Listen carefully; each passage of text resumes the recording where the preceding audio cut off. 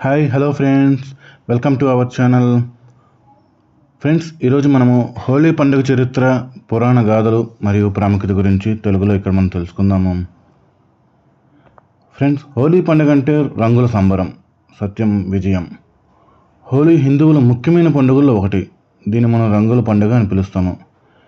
జనరల్గా వసంత ఋతువు రాకను స్వాగతిస్తూ చెడుపై మంచి సాధించిన విజయానికి గుర్తుగా ఈ పండుగను జరుపుకుంటాము. ఈరోజు మనము ఈ హోలీ పండుగ యొక్క పురాణ గాథల గురించి, ఆ పండుగ పుట్టుక ఎలా పుట్టిందన్న దాని గురించి మొత్తం తెలుసుకుందాము. జనరల్గా హోలీ గురించి 2 ముఖ్యమైన కథలు ప్రాచుర్యంలో ఉన్నాయి. అందులో మొదటిది ప్రహ్లాదుడు మరియు హోలిక కథ. పురాణంలో హిరణ్యకశిపుడు అనే రాక్షసుడు ఉండేవాడు. అతడు బ్రహ్మదేవుడు నుంచి అజేయమైన వరాలను పొంది తనే దేవుడనని అందరూ తననే పూజించాలని శాసించాడు. హిరణ్యకశిపుడి కుమారుడైన ప్రహ్లాదుడు పరమ విష్ణు భక్తుడు. తండ్రి మాటను కాదని నిరంతరం విష్ణునామాన్ని స్మరించేవాడు. ఇది హిరణ్యకశిపునికి తీవ్ర కోపాన్ని తెప్పించేది. తన కొడుకును చంపడానికి అనేక ప్రయత్నాలు చేశాడు. కానీ విష్ణుమూర్తి అనుగ్రహంతో ప్రహ్లాదుడు ప్రతిసారి తప్పించుకునేవాడు. హిరణ్యకశిపుని సోదరి హోలిక. ఆమెకు అగ్నిలో కాలకుండా ఉండే వరం ఉంది.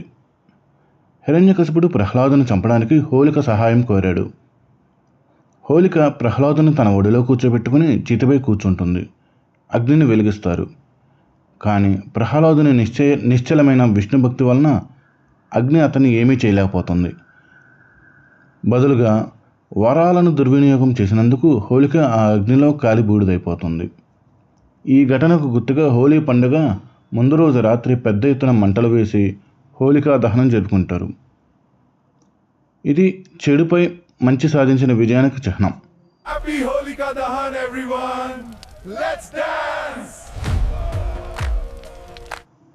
రెండవది రాధాకృష్ణుల ప్రేమ కథ.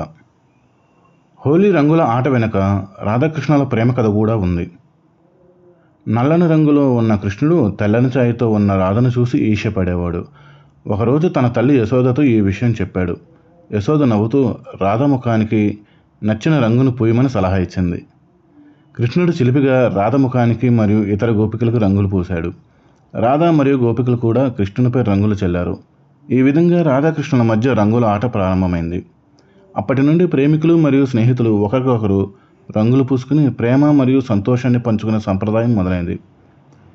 ఇది హోలీ పండుగను రంగుల పండుగగా మార్చింది. హోలికా దహనం ద్వారా అధర్మంపై ధర్మం, అజ్ఞానంపై జ్ఞానం మరియు చెడుపై మంచి సాధించిన విజయాన్ని చాటి చెబుతుంది. హోలీ పండుగ నాడు అందరూ రంగుల్లో మునిగి తేలుతారు. ధనిక, పేద, కుల, మత భేదాలు లేకుండా అందరూ కలిసిపోతారు. రంగులు అందరినీ సమానం చేస్తాయి. అలాగే వసంత ఋతువుకు స్వాగతం. శీతాకాలం ముగిసే వసంత ఋతువు ప్రారంభమయ్యే సమయంలో ఈ పండుగ వస్తుంది. ప్రకృతి కొత్త చిగుళ్ళు, పూలతో కలకల్లాడుతుంది. పంటల కోత సమయం కూడా. అందువల్ల ఇది కొత్త ఉత్సాహానికి మరియు ఆనందానికి ప్రతీక. ప్రజలందరూ ఒకరికొకరు రంగులు పూసుకుని శుభాకాంక్షలు తెలుపుకుంటారు, స్వీట్లు పంచుకుంటారు. పాత పగలు, ద్వేషాలను మర్చిపోయి కొత్త స్నేహాన్ని ప్రారంభించడానికి ఇది ఒక మంచి అవకాశం. హోలీ పండుగ కేవలం రంగులతో ఆడుకునే పండుగ మాత్రమే కాదు. ఇది మన సంస్కృతి, సంప్రదాయాలు మరియు మంచి విలువలను చాటి చెప్పే ఒక గొప్ప పండుగ.